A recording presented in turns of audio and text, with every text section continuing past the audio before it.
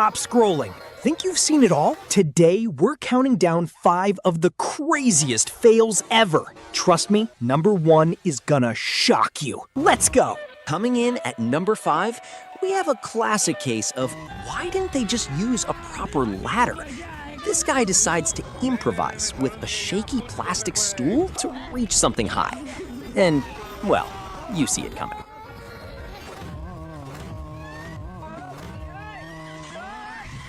The craziest part? Look how incredibly close his head came to hitting that sharp edge. Seriously, 1 inch the other way, and this would have been a very different video.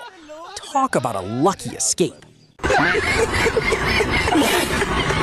Number 4, Karma Strikes Back. This prankster tried a frying pan thwack, but his friend has spidey senses. He missed, and, well, the joke was on him. Ouch.